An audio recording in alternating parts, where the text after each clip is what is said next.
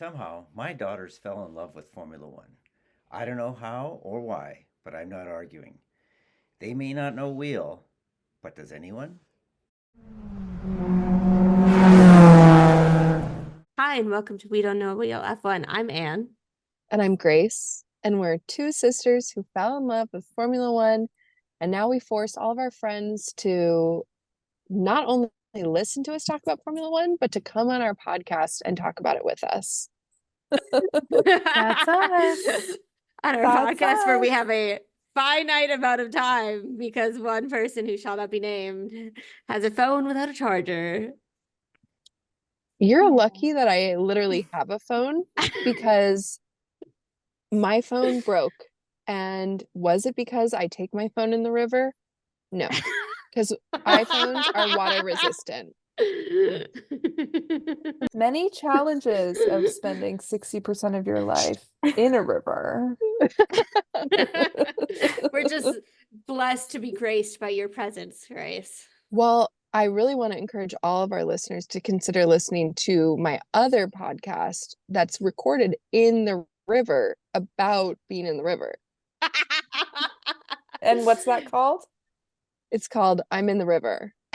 Not river talk. Take me to the river. Take me A to the river river. runs through it. River A runs river through talks it. through it. Yes, a river talks through it. This was a wild race, you guys. It sure It was. Yeah, I was driving in from out of town yesterday and didn't get to watch the race live. And I put something in the group chat saying I hadn't seen spoilers yet, but it seems like a crazy race. And Sarah told me to throw my phone out the car. Yeah. To make sure it did not get spoiled. Even having the stand race by that. spoiled, you like even if you knew who won, you were still like, there's enough that's surprising. Yeah. Okay, speaking of spoiling, I Yeah. have to tell the story because Shelly and I watched the race at the same time live, and we were Love. texting about it. And then that was in the morning yesterday. And then in the evening, I was over at our parents' house, my parents' house, and we watched the race again with my dad, who hadn't watched it yet. And he saw a screen come up at the end when we were starting the feed. So he was like, "Oh, I had the winner spoiled." But it's okay. So then we just kept watching the race, and then like 50 laps in, my mom is talking because she already watched it, and she was like, "Oh, blah blah blah. Can you believe they gave Oscar the win?" We'll get into it later. Don't comment. We'll get into it. Stop. She says, "Can you believe they gave Oscar the win?" And Dad goes, "Wait, Oscar wins? I thought it said Max won." Honestly, I thought I saw the podium and I thought that Max, I didn't think he won, but I thought he was in third. And I was like waiting for when Max was going to come through and pass Hamilton. Yeah. When I started, Never happened.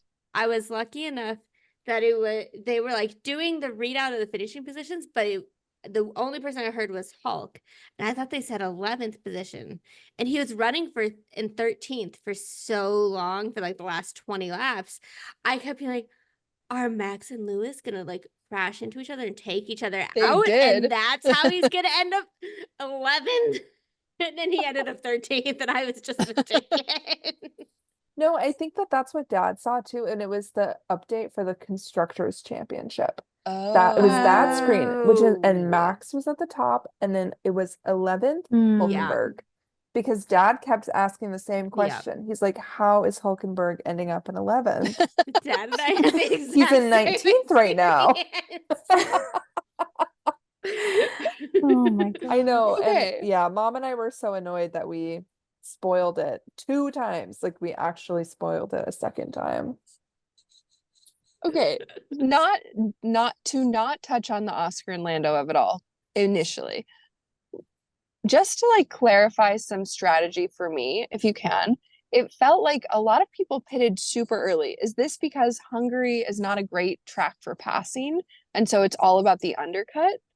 And That's a part of it. And it's also super hot. So tires were just so falling they off. were okay, because then I think I saw something where someone was talking about Though I will say, like, Checo made the overcut super effective because he dropped behind some people, but he passed them easily and ended up 7th at the end of the race. I thought I saw some people talking about how Ricardo's race got really trashed too, but I didn't really know what had happened. What happened there? He got pit super early and was pit into the midst of a bunch of traffic and then couldn't get past him because they were on generally the same tires, and it just did not work. Anything to add, Shelley? Well, and apparently, so Yuki, I think, was on Daniel's plan, and in the same tires that Daniel had kind of switched out of. I think they switched him at lap 8 for Daniel, but Yuki got 30 laps out of the same tire. Yeah, that's Well, what I and saw. Yuki That's crazy. And he is got the one points. driver who did a one stop. Yeah, exactly. He did a one stop? phenomenal. He did a did one great. stop. I missed that. Mm-hmm. So Daniel is angry, but He was angry. they've kind of done a public apology about it. So I guess Who wasn't They've done a angry at the public end of the apology. race? Is it a notes app apology? Mhm. Okay, did you guys Yeah. hear about why Alonso was so angry at the end of the race? No, tell us. Oh. Yes. So Everyone was he and angry. I Lance, love it. he had been I think he had been 10th in front of Lance. And Aston Martin said, switch places with Lance. We want to see if Lance can go overtake Yuki for 9th. And if he doesn't, then we'll switch you back. They didn't switch him back. They did not switch him back. I want to hear that radio Ooh. message. Yeah. Right? Oh Like, my the Max stuff was gosh. good. The Lando stuff was insane. But that also would have been rhyme. Apparently, one last little Aston Martin thing. There was a kind of hiccup at the end of quali. If you kind of remember, there were like a few minutes left for qualifying that some people weren't sure if they were going to go back out or not. But I found somewhere that both Aston Martins got put in the Park Firma lane mistakenly, and they were like grouped with the fake what is It that was fake the team? fake Park Firma for the F1 movie. Yeah, and it was No. they couldn't put in fake another for trial. the movie. Yes. Yep. This does not feel real. You They can see a should picture sue of an Brad Aston Martin Pitt. car and the fake movie car. It's In crazy. this gosh. fake Park Firma. I love too that F1 is just like, oops. Yeah, film Like they don't on try the to fix day. it. They're just like, oh, what a bummer for you guys. This is a movie set for all of you. Come here. Did Sauber, did you guys come want a film. pit wall? Because we kind of gave it bad. We're gonna be filming a movie on it. Yeah. You're gonna be in it. I do feel guys like can have you have seen it. the Credit. Saturday night. have you seen the memes about how the movie is basically just gonna be F1 fan fiction? Yes. And they're like, it even more feels like it because they're literally using the real drivers. Nick DeVries. Yeah. It feels like Obsessed. the biggest cash grab in the world. I'm gonna watch honestly. it. I'm honestly excited though. An expensive cash grab. I was gonna say, because I think they spent a lot of money on the filming technology and But just it looks so silly. I'm gonna see it in 4D. I don't know about you guys. I want to we be need to have in a the pod car. episode when it comes out where we have all gone to see the movie and do a movie review. Yes. Yes. 100%. Yep. We should be doing F1 movie watch. F1 movie Oh, watches. yeah. Updates. That should be one of our summer break or winter break Yeah. things as we do podcast episodes of movie reviews. Just that one though. It's Yeah. what okay, so this movie's not coming out for another year, right? Yeah, we got Mm-mm. Yeah. another year. We've got a while to go on Mm. this. And I saw something about how it's coming out the weekend of a Grand Prix yes. and the week or 2 weeks before summer break. That Yeah. seems like horrible planning. Like no one I think it's has gonna get no one pushed looked at the anyways. F1 schedule. Yeah, because if You you think look it's at gonna Netflix- get pushed? Hollywood, you know? Also, I hope that the red carpet is just all the drivers. Maybe Lewis. Oh yeah, he'll be there. I mean, really, we just need Lewis and Joe. For the fashion of it all. I've got my sweatshirt on Um, tonight. Aw. So cute. Okay, I'm ready to talk about Oscar and Lando. Really? You don't want to talk about like quali? Or Quali? well, should we talk about the Checo of it all? Oh, Checo. Yeah, You're not let's give long for him- this world. And do you want to touch on that? It was just Can you sad. speak to Quali that? was just it was just sad. Perez. I'm just ready for Red Bull to like make the decision and like yeah. He doesn't seem worried. Yeah, I think he's I think you're delusional, Okay. Sarah. I think the fact that he keeps being like, this isn't important, it's all okay. That's him trying to have like some self-affirmation reality. I think it's him trying to deal in the best way that he can. It's a coping mechanism. Yeah. Yeah. And I think he has to say that because of PR. I think Yeah. PR is like, oh, when they ask you about your performance, you say Red Bull doesn't care. I'm here. I'm locked in. I'll be here the next 3 Meanwhile- years. Yeah. Yeah. I mean, watching Checo during the race was actually pretty decent. He Yeah, had, totally. he had Decent. a pretty good race. Mhm. And if he had started like not in 16th or 17th or whatever it is, I think it would have felt very differently. I also think at this point it's too little too late. Yeah. And I want him to give Even Yuki a Anne chance. says Yeah. Give Yuki a chance. Yuki crashed too. They literally he did. But okay, Red Bull has literally nothing to lose by giving Yuki a chance because Checo is nowhere close to second or even third in the Drivers' Championship. All they need is the points to secure the Constructors' Championship from the second driver, and they will keep all of Checo's points if they switch him with Yuki. So they literally have nothing to use and lose, and by doing this, it gives them half a season to see what Yuki would do in the actual big team before they have to make a decision for next year. It does feel like they should do it at summer break and do half a season. Yeah. Yeah. But this is summer break. So when is that about to happen? After Next this next week, after Mhm. Spa. Like I feel like they're gonna Oh. announce during summer Wait. break. Is there Yeah. another race before summer break? Yeah, babes, wake How up. There's many another races race. are there? Okay. Fair enough. Fair enough. Okay. I see you, F1 calendar. Man, it really never ends. I feel like they need to Mhm. remove like 3 races from the calendar. I think all of the drivers would agree with you. Yeah. Yeah, you guys saw Alex in that interview The one with What? talking about if he could change one thing, one rule about F1, he said 2-day race weekends. He's like, do Saturday, Oh. Sunday, get rid of Friday, practice, no media. I was like, you're dreaming, babe, on no That's media. never gonna happen. But 2-day race weekend is interesting. And he was on this was right after the triple header, which I'm like, Mhm. triple headers crazy. hmm Crazy. Fun for us, crazy for them. Right, because they only get they get Monday, Tuesday, Wednesday before they have to be at the next track doing stuff. Mm-hmm. Well, yeah, and it seems like most Yeah, of and it's them like a are like travel going day. back to their They go back to the headquarters for factory for like either Monday 12 or Tuesday. hours. hmm Yeah, Yeah, it's crazy. which is That really part's kind of crazy too. Like you can't have a sim that travels or something. No, I know I you don't can't. think It's so. literally like a car. I'm sorry. And I Mm. apologize now.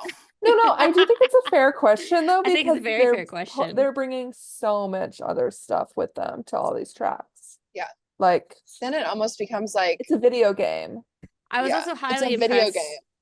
with Alex's answer in that interview, where he said something about like he would get rid of the like battery hybrid engines because he was saying like that's not the part of Formula One that actually creates as much of a negative impact on the environment. It's all of the travel and Ooh. everything else, and we should be paying more attention to that and just be trying to get to like carbon neutral with everything.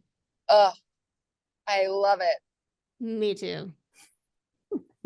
Yeah, the whole interview. He is really great. just wants the sexy engines back.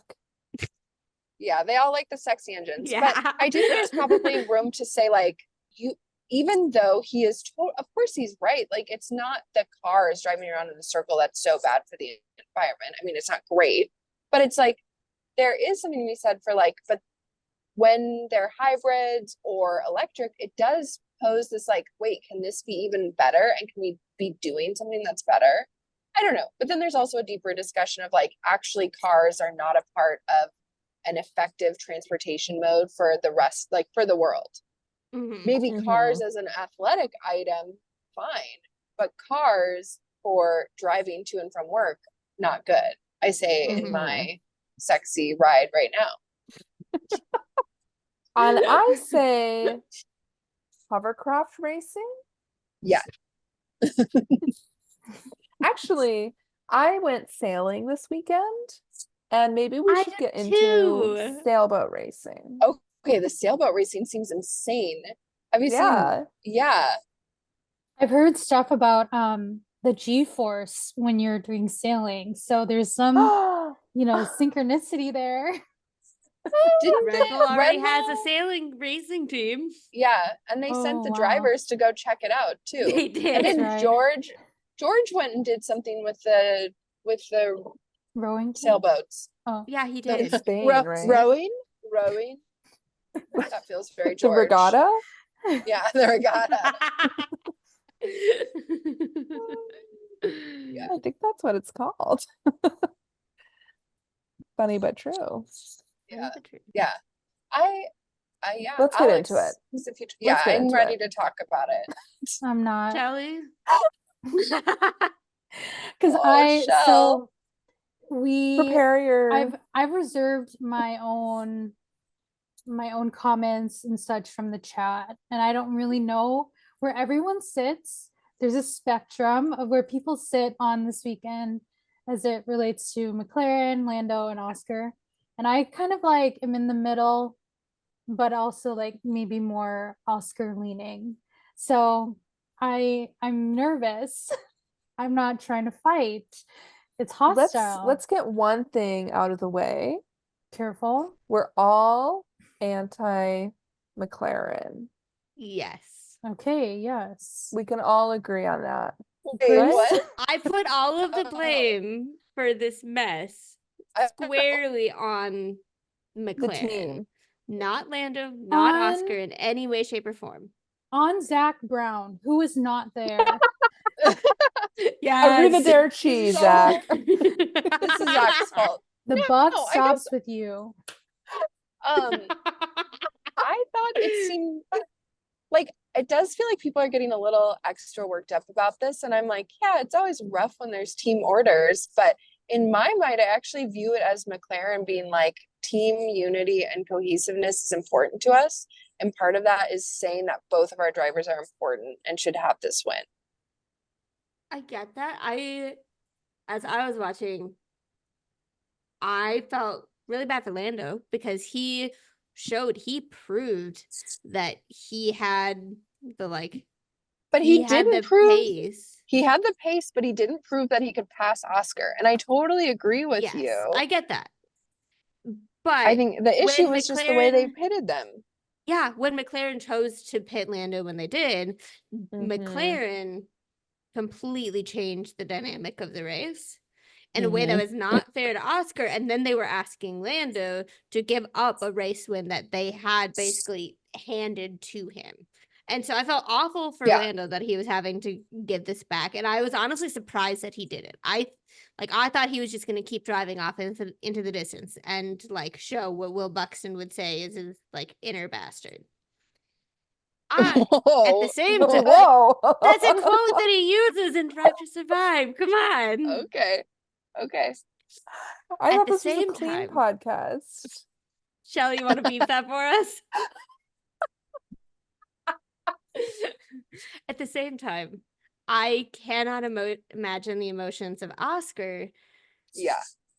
in knowing that, like, he gets his first win, but he got his first win because the team forced Lando to give it back to him after Yeah. the team had made this It's a call.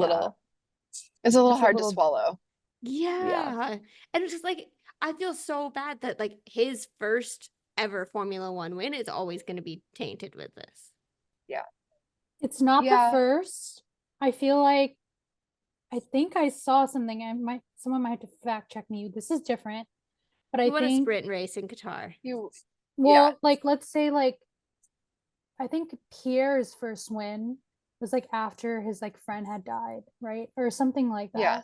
Charles, So, like- Yeah. Charles won in Spa The- after. That No. too. So there's just like, so I'm just saying, like, for me, in order to cope, I'm like, okay, Oh. Grace is gone. Grace's phone died, To the folks. podcast people. We wish her well. R.I.P. Oh, this is so sad. Oh, that was cut that out. To Grace's phone. Yeah, for the audio listeners, Grace was on her phone and she's not here anymore. So all that to say, first, having the perfect first win, I'm just gonna say it's overrated. It's nice, but it's overrated, and we've had incidences with bad races, bad first wins, or even like similar Yeah. team stuff in the past. So that's where I'm like, That's totally fair. for me, Yeah. I'm like, Yeah. everyone online who is going crazy, just chill out. Let's just like Yeah. put good vibes out there for Oscar to win another one. I don't know. Yeah. That's the thing. Yeah. I like your Yes. perspective. The goal is many, many more. Yes. And then the first one doesn't have to be that big of a deal. It's one of many. I just feel bad for him. It's Oh, I do heartbreaking. Such a too. wonderful, deserving driver. Apologizing Yeah. during his I know. I um know. winnings kind of speech in the car. I'm like, this is just Yeah. his And I- sweetheart. Yeah. I also felt bad that, so when they were up on the like podium, they started spraying the champagne, like they had all been fairly kind and collegial during interviews and to each other. Like there's a tension in the cool down room. But I noticed, like, it's pretty clear when Lando did the like champagne pop, he did not spray Oscar, and he immediately went over to the like McLaren team member and Lewis and started spraying them. And it's like, it's In my Oscar's head, first win. it's not that deep. I'm like, That's right. it's That's not that fair. deep. He didn't want to, maybe, yes, he's kind of like avoiding Oscar, whatever, in his feels. I honestly feel like he was like a roller coaster for Lando. Like, Yeah. because when they initially got out of the car, they were smiling and it seemed genuine, and he kind of got that like shoulder rub from Lando. And then like, yeah, in the cool down room again, I think he's just like a little bit unhappy again. So, but He's, I like, think thinking through the whole race again, Yeah. I'm sure. and I He's thinking for about me, everything. like the emotions were just for me as a watcher, like, so it was definitely uncomfortable. And then I'm like, man, they really put us through that, and now they're like, these drivers who went through it are gonna get up and do an interview like immediately after. I'm like, this is actually Mm-hmm. so crazy, and we're watching it, and I didn't like it, but that's how it is, I guess, every weekend. So Yeah, I can't imagine having so much media training that after experiencing something like what Lando and Oscar went through, you're immediately able to just give like very kind, mostly honest post-race interviews like minutes after you've just gone through that. I mean, props to both of them for handling all of it with a lot of maturity. mm-hmm. Mm-hmm. Yeah. Yeah. And so back to the strategy, I had kind of seen what I feel like is the most accurate, like, speculation of kind of what went down. And this is like, I don't like, this is kind of like seeing behind the scenes, and I don't like knowing this. Now I'm like, okay, is this like what McLaren does every week? It feels like they do this. But the strategy is that I heard was because they were one to maybe that meeting that they had prior to the race. They had kind of spoken about maybe the person who gets the lead after first corner, and then also the person who's leading after what would have been the second pit stop would get the win, which I feel like I haven't studied the past race, right, to kind of confirm maybe a similar strategy between Lando and Oscar.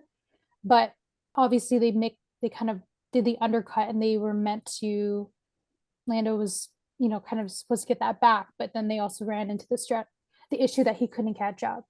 And because Oscar in his post interviews continued to say he put himself in the right place at the start, which like was kind of an interesting, it's true, but he kind of, he put that language out there. So that's like the strategy that I most see is probably correct, on top of the fact that I've been kind of seeing that, like, because the McLaren team, they're really close in points behind Red Bull, that they're more apt to prioritize that versus getting Lando points to chase after Max, which is, it's just like, because I think at the end of the day, as watchers, like, at least for me, I want to feel the same way everyone wants to feel, that they all have an equal opportunity to be the best and to beat out, and be the fastest car.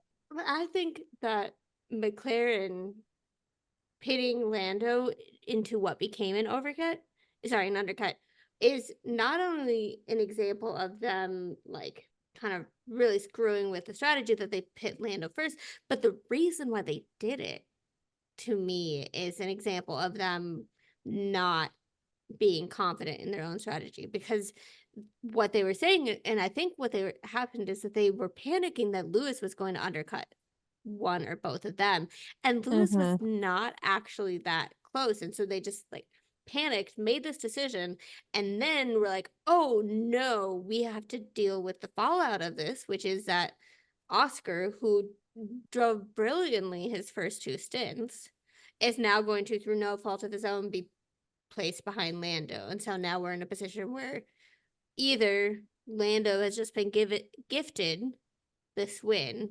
because we made this call because we panicked about Lewis, or we have to, over the radio in public, convince Lando to give the place back.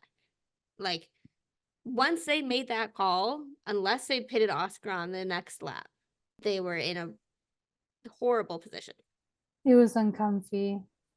It was very uncomfortable. So uncomfortable. And so melodramatic. That's the word that I was left with at the end of the race. The whole thing just felt melodramatic, where there's all of these things and emotions simmering underneath the surface. Just film that race and then release it and call it an F1 movie. How many times do you think this race is going to come up in Drive to Survive in the next season? 3 or 4. At least. Max episode, Oscar episode, Fernando and Lance episode, Checo episode. Yeah. Oh, Red Bull struggling episode. This is gonna be the Silverstone 22. Okay, but Max's radio messages were out of this world, unhinged. Did you Like, see people full meltdown, temper he's tantrum. melted down because he stayed up till 3 a.m. doing sim racing? Did he? He did. Because it was a 24 hours of spa online. So he's up till 3 a.m. in Budapest.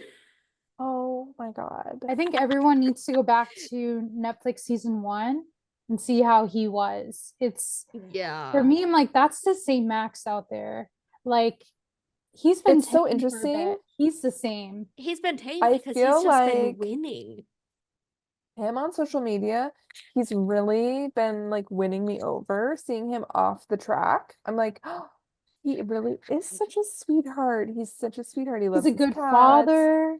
He's a good father. Like he really wins. I do think How can you I dislike somebody who enjoy is him besties with Danny Rick? off track. And then lately he's been present on track because he's winning.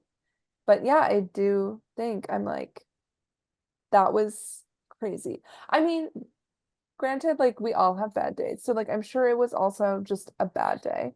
But it was one person's bad day does not always equal that level of crazy. Right? Yeah.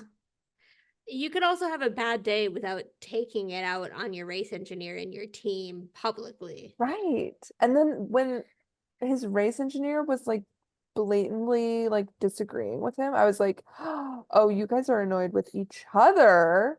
Recipe for disaster. Like David Coulthard says, that is the most important relationship, driver and engineer.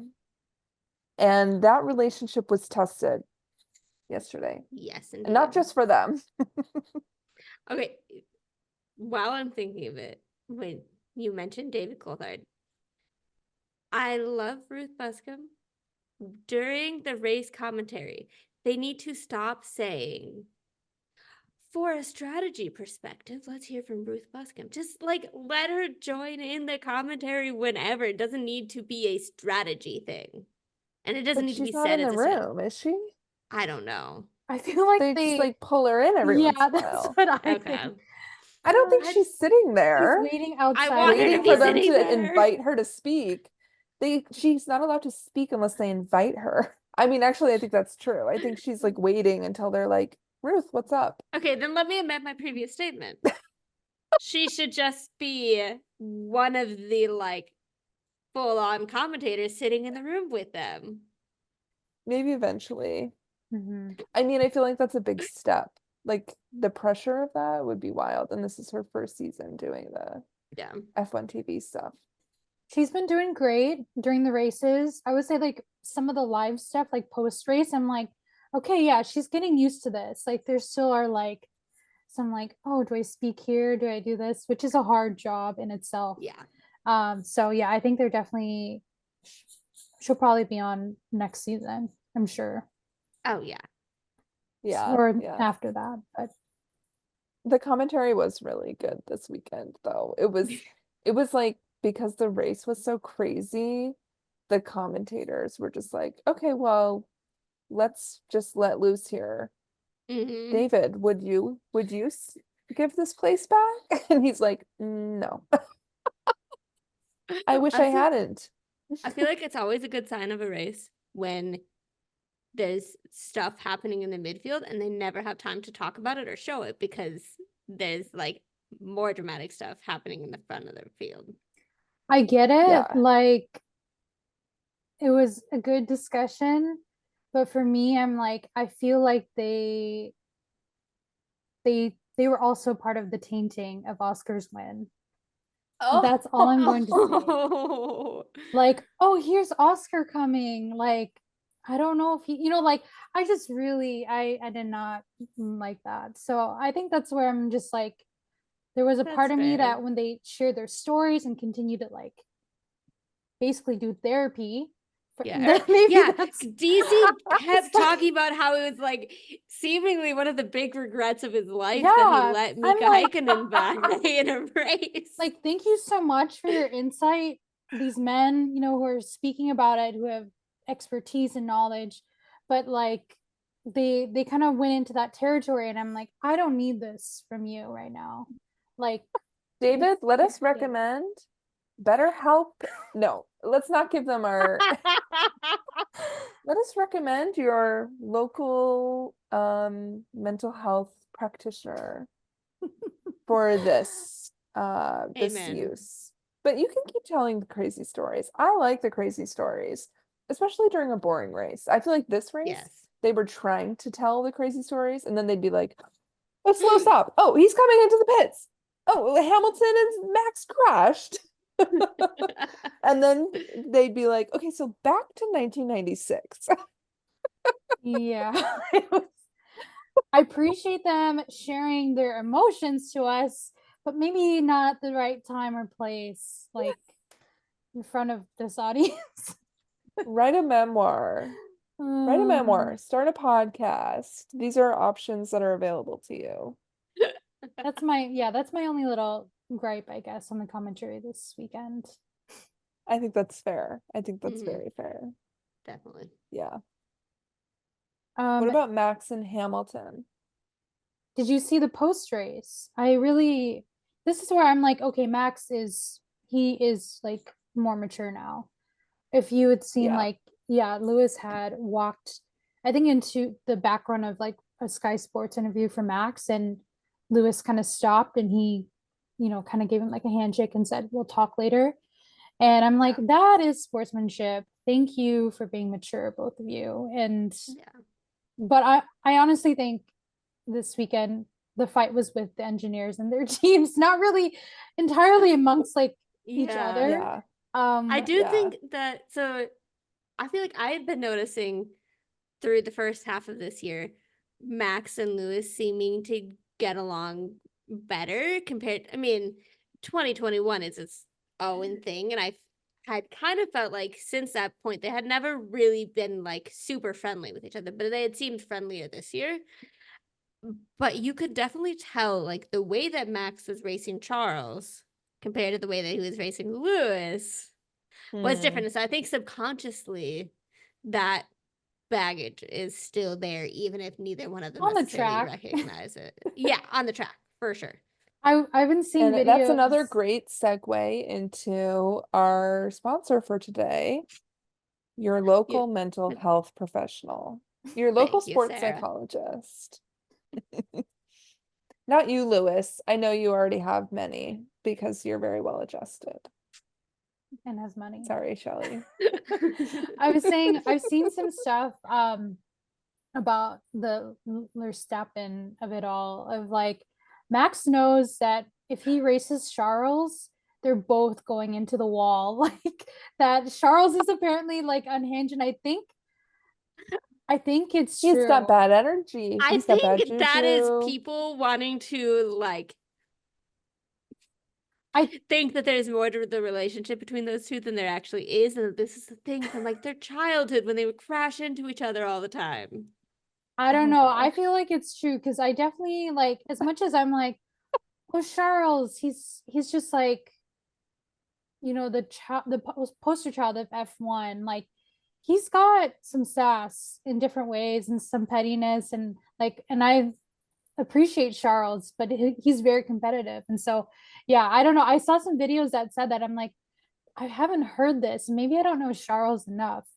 But yeah, they were joking. Like Max knew that if he were to like go the same way that he did with Lewis, they'd be both crashing out, and Charles would not really do it.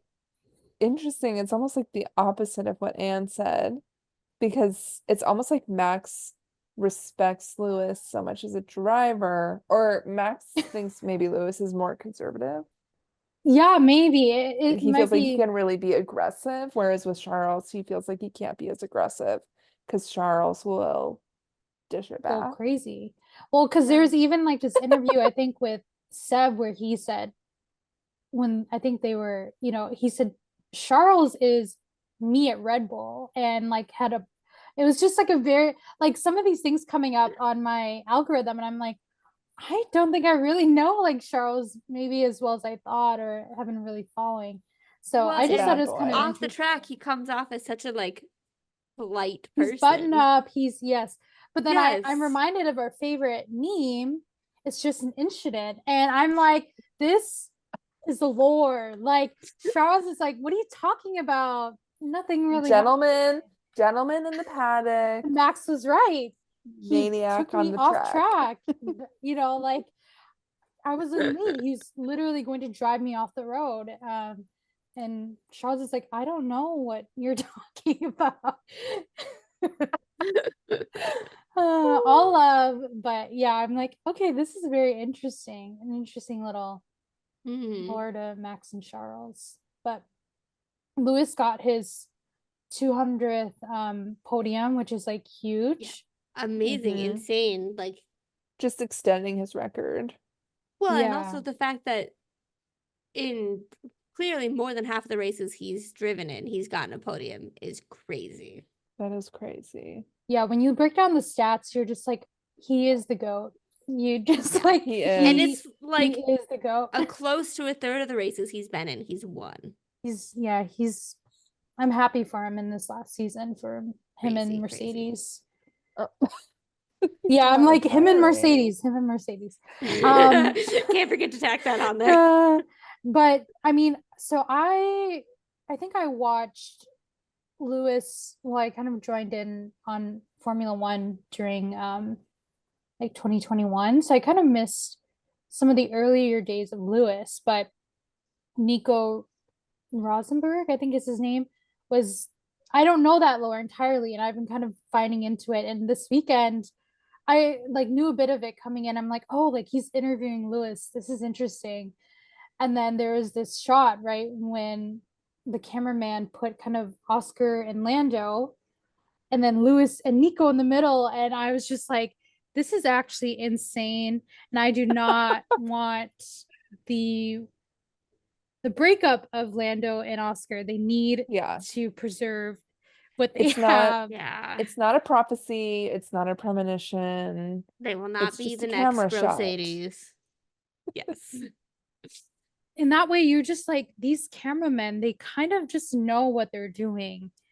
They really Yeah. do. They're Like when they put insane. Liam Lawson in the That's what back I was just gonna say. of Daniel Ricciardo.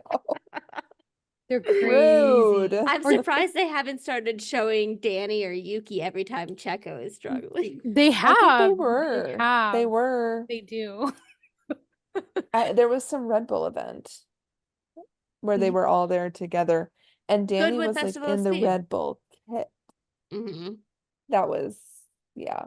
And That there's was some something. interview where they were asking Max about, I think, being teammates with Danny for like a fun race at the Goodwood West Festival of Speed. And Checo was standing right next to them, and Max is like, yeah, of course it'd be fun to be teammates with Danny again. And people cut out the part about the fact that it was not talking about being Formula One teammates. Yeah. And they're like, Checo was standing right there, and they said this. For a little fashion corner segment, I sent this to Shelly today, but Lewis Hamilton did like he designed a collection with Dior. He did like a full collaboration on a collection Amazing. with Dior, which maybe dropped, or maybe they're dropping like just preview stuff. But it looks amazing. I'm telling you, this man could do anything. He has perfect taste. And yeah, so just congrats to Lewis. Also, the Lando porcelain drop, Yeah. beautiful. Agreed. Yeah, And it was porcelain really helmet. nice. Beautiful. Yeah, really good special helmets. I liked Lando's and I really liked Estes too. I didn't even see They both Estes. had- What was it? Yeah, they both had porcelain helmets because Oh, Estes was designed to look like the trophy from when he won. that's really sweet. Yeah, I didn't know yeah. that. That's nice. Happy to teach you guys something new. I did want to do, I mean, if there's nothing else specifically for this race you want to get into, this time last year, Anne and Grace went to the race, and I want to hear Yeah. about that. Maybe a recap or Yeah. highlights. Okay, I will first of all say that watching this race from this weekend was very fun to be like, we were sitting right there. That was really fun. The race itself that we went to last year, qualifying was very exciting because Lewis qualified on pole. but where we were sitting, we couldn't really see the big screen, and our phones didn't get enough cell phone service to like be able to look up who was doing well, and we didn't have a little radio thing. Mm. So we just relied on some very nice Austrian guys next to us to tell us the order. As the internet would I feel like- say, you raw dogged it. Oh my Shelly!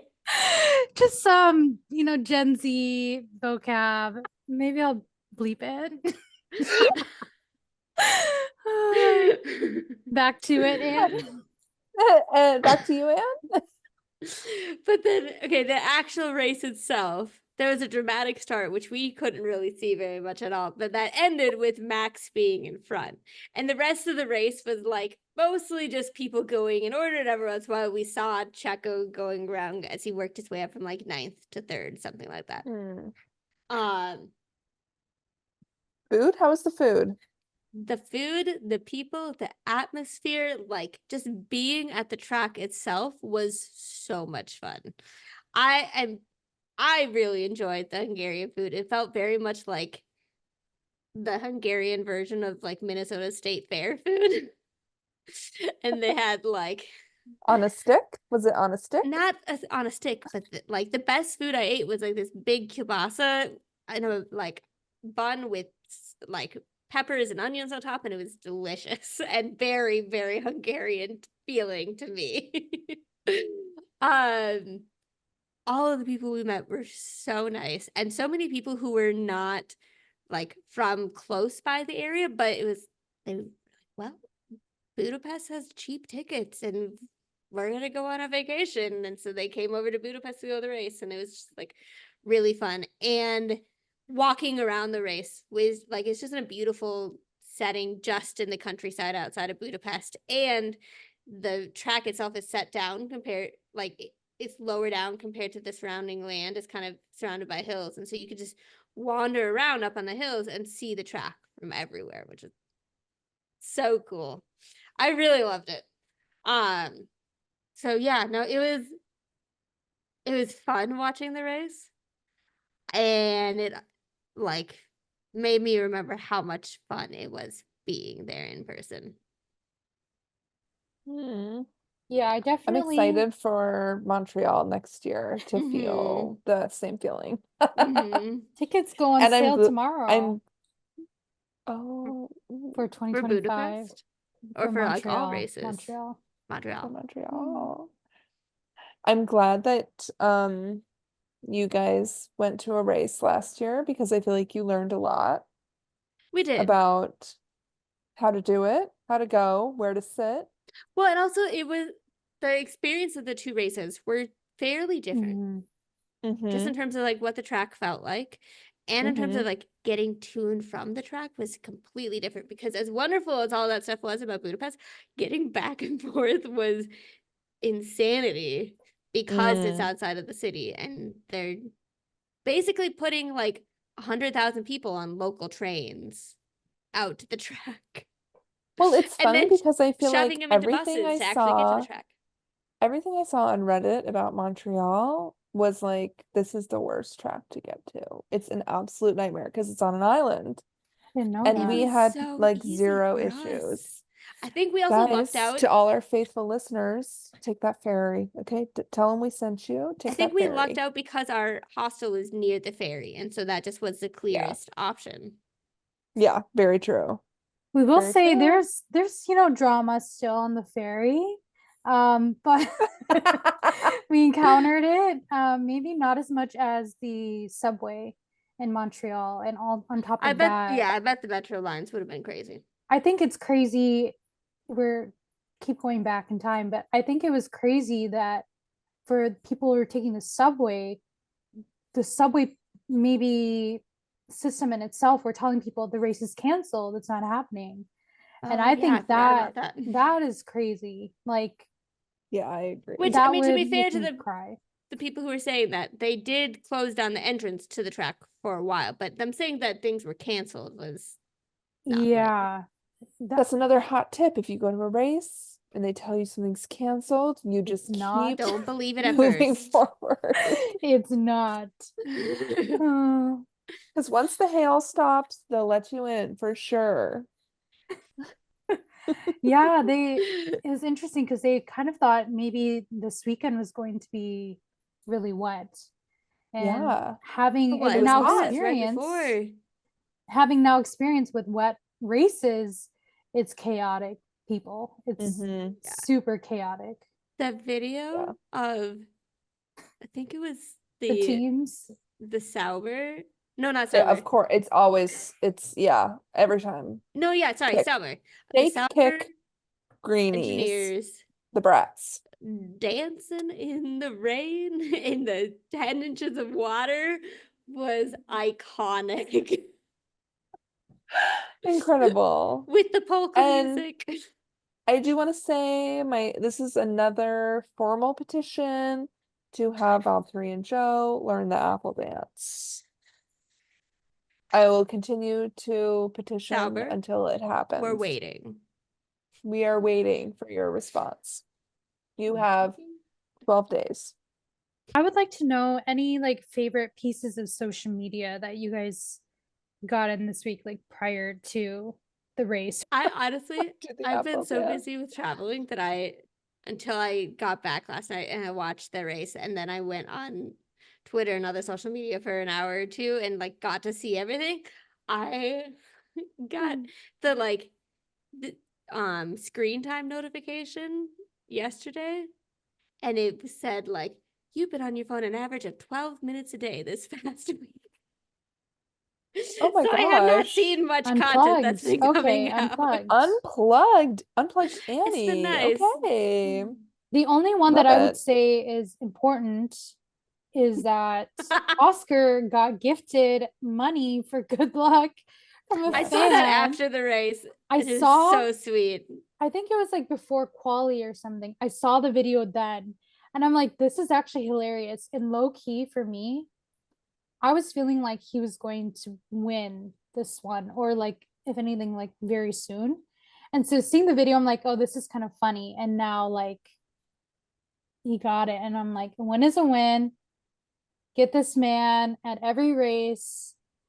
Give Oscar money every race to win. So that was my favorite one. I do feel like, in conclusion, a win is a win. First of many. Congratulations to Oscar. We're very proud. We're We love you, excited. I'm Oscar. excited for McLaren. We love you, I hope they Lando. can pull their strategy together a little bit more, because Lando and Oscar deserve a Better. team that's a little bit more on it. Yeah. Agreed. I think they're just not used to being at the top there. It's They're not. like That's true. the pressure's a lot higher when your strategies are for 1 and 2 and not like 7 and 10, you know? Yeah. They need Hannah Schmitz to come in and straighten them out. Yeah. I think you might be right. Who do you think is going to be the 8th winner this season? Checo.